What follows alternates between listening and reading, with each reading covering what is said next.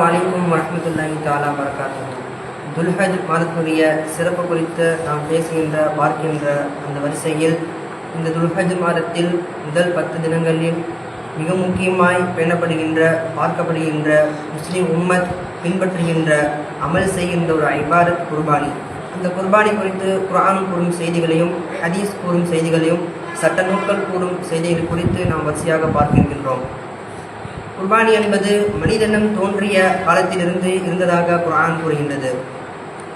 அதனுடைய இரு மக்கள் தங்களுக்கிடையே ஏற்பட்ட அந்த தர்க்கத்தின் காரணமாக, சண்டையின் காரணமாக இறைவன் யார் பக்கம் இருக்கின்றான் என்பதை தெரிந்து கொள்வதற்காக இருவருமே குர்பானி கொடுத்தார்கள் என்கின்ற அந்த செய்தியை இறைவன் சொல்லிவிட்டு இந்த தகவலை, இந்த செய்தியை நபிகள் பெருமானார் ஸல்லல்லாஹு அலைஹி வஸல்லம் அவர்களுக்கு உத்தரவிடுகின்றான், உங்கள் உம்மத்துக்கு கூறுமாறு. எனவே இந்த குர்பானி குறித்து பேசுகின்ற குர்ஆனுடைய வாசகம் வத்துலு அலைஹிம் நப இப்னை ஆதம பில் ஹக்கி. அதனுடைய மக்கள் தங்களுக்கிடையே சண்டையிட்டுக் கொண்டார்கள். வைது கர்ரபா குர்பானன், இருவருமே குர்பானி கொடுத்தார்கள்.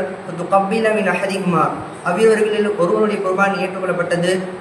வலம் யுதகப்பல் மினல் ஆஹர், மற்றவருடைய குர்பான் ஏற்றுக்கொள்ளப்படவில்லை என்கின்ற அந்த செய்தியை இறைவன் இந்த தகவலை நம்முடைய உம்மத்தை முஹம்மது ஸல்லல்லாஹு அலைஹி வஸல்லம் உம்மத்துக்கு சொல்லுமாறு அல்லாஹ் தஆலா உத்தரவிட்டிருக்கின்றான். இது குர்பானி குறித்து குர்ஆன் கூறும் முதல் செய்தியாக நாம் பார்க்க முடிகின்றது. அஸ்ஸலாமு அலைக்கும் வரஹ்மத்துல்லாஹி வபரகாத்துஹு.